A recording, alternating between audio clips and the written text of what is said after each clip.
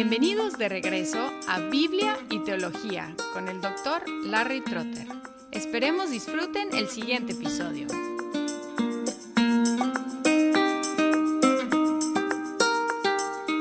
En el episodio anterior escuchamos la primera parte del testimonio de Pablo, es decir, su vida antes de conocer a Cristo, enfatizando su carrera como perseguidor de la Iglesia. Seguimos leyendo hoy en Gálatas 1, 15 al 24, donde él relata su conversión y su llamamiento a ser apóstol, predicador del Evangelio. Dice así: Pero cuando Dios, que me apartó desde el vientre de mi madre y me llamó por su gracia, tuvo a bien revelar a su Hijo en mí, para que yo le anunciara entre los gentiles, no consulté enseguida con carne y sangre, ni subí a Jerusalén a los que eran apóstoles antes que yo, sino que fui a Arabia, y regresé otra vez a Damasco. Entonces, 3 años después, subí a Jerusalén para conocer a Pedro, y estuve con él 15 días. Pero no vi a ningún otro de los apóstoles, sino a Jacobo, el hermano del Señor. En lo que os escribo os aseguro delante de Dios que no miento. Después fui a las regiones de Siria y Cilicia, pero todavía no era conocido en persona en las iglesias de Judea que eran en Cristo, sino que sólo oían decir: el que en otro tiempo nos perseguía, ahora predica la fe que en un tiempo quería destruir, y glorificaban a Dios por causa de mí. Pablo ligó la elección de Dios con su llamamiento en el tiempo. La elección es eterna y el llamamiento es histórico. En el 15 él dice: Pero cuando Dios, que me apartó desde el vientre de mi madre y me llamó por su gracia, tuvo a bien revelar a su Hijo en mí, para que yo lo anunciara entre los gentiles, etc. Aquí menciona que Dios lo había apartado desde el vientre de su madre, pero en Efesios él va más atrás y dice en Efesios 1:4, según nos escogió en él antes de la fundación del mundo, para que fuéramos santos y sin mancha delante de él. Así que Pablo reconoció que había sido elegido por Dios desde su concepción y aún antes de la fundación del mundo. Y esa elección se hizo evidente en la historia cuando Dios lo llamó. Y aquí tenemos que observar que es igual para cualquier cristiano. ¿Cómo sabemos que somos elegidos por Dios? La única forma de saber es creer en Jesucristo, es responder al llamado de Dios a creer en Jesucristo. Y si creemos en Él, es evidencia de que Dios nos eligió desde antes de la fundación del mundo. Y este llamamiento es de acuerdo a la gracia, porque dice aquí, me llamó por su gracia. La elección es por gracia, el llamamiento es por gracia. ¿Y qué es gracia? La gracia es el favor de Dios hacia los pecadores. Muchas veces se dice que la gracia es el favor inmerecido de Dios, pero es más correcto decir que la gracia es el favor de Dios hacia los pecadores. Porque si pensamos en Adán y Eva, por ejemplo, ellos no merecían el favor de Dios, pero la idea de la gracia no entró hasta que pecaron. En Efesios 2, Pablo enfatiza que la gracia de Dios que nos trae la salvación es para los que están muertos en sus pecados y delitos. Así que Pablo reconoció que su llamado fue por gracia, por favor hacia un pecador. Y aún el momento de revelarse a Pablo fue cuestión de la voluntad de Dios, porque dice, tuvo a bien revelar a su Hijo en mí. Y cuando lo llamó en el camino a Damasco, el llamado de Dios para Pablo no solo fue para creer en Cristo, sino también para que lo predicara entre las naciones. Versículo 16. Revelar a su Hijo en mí para que yo le anunciara entre los gentiles. Lo mismo encontramos en Hechos capítulo 9. Pero el Señor le dijo, ve, porque Él me es un instrumento escogido para llevar mi nombre en presencia de los gentiles, de los reyes y de los hijos de Israel.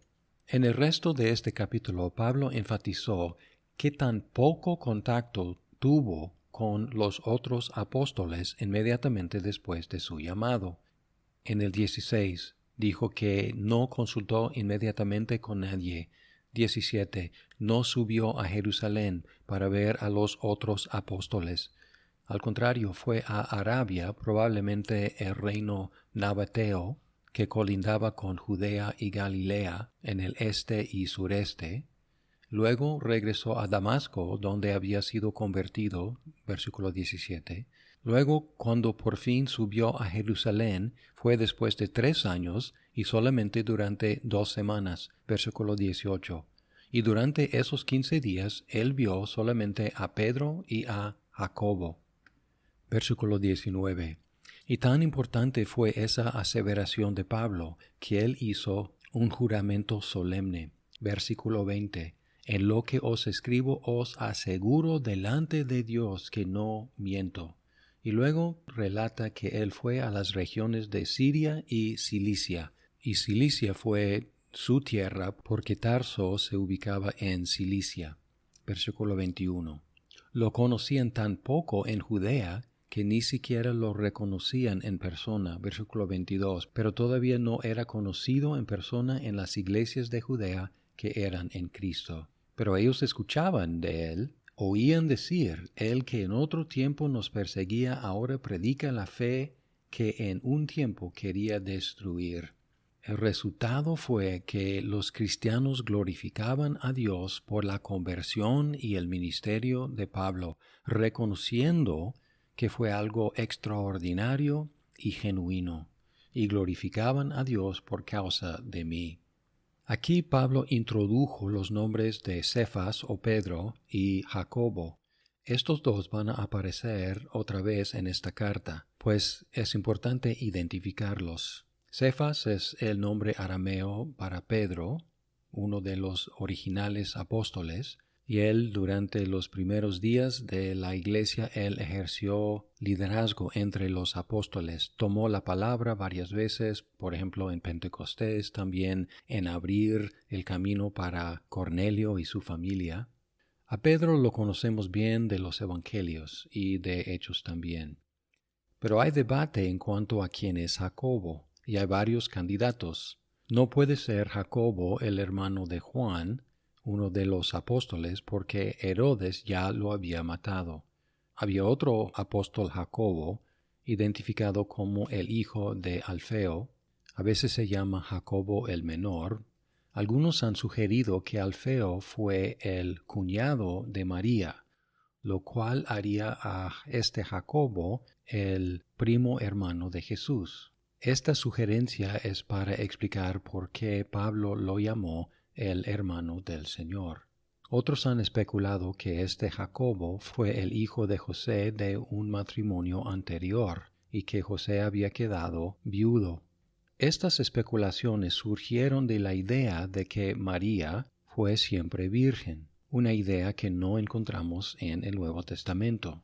Una idea más probable es que este Jacobo fue el hijo de José y María, porque se menciona un Jacobo en la lista de los hermanos de Jesús en Mateo 13, 55 y 56 y Marcos 6, 3, y probablemente el autor de la carta de Santiago.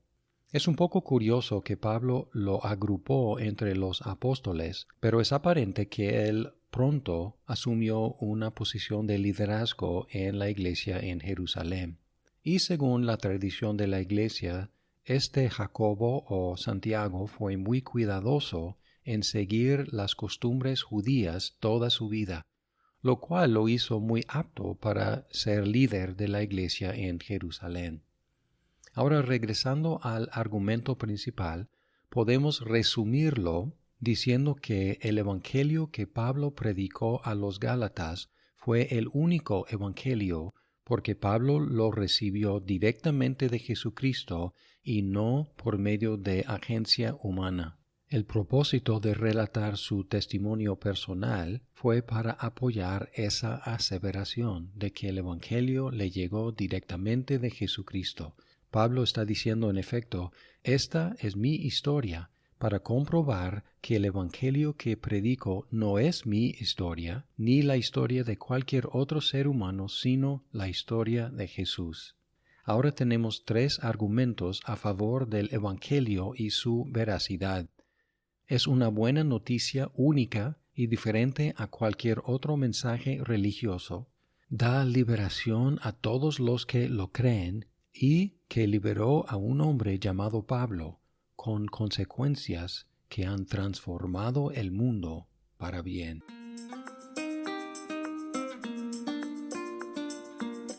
Muchas gracias por escuchar este episodio. Si estás disfrutando Biblia y teología, por favor compártelo con tus amigos. ¡Hasta pronto!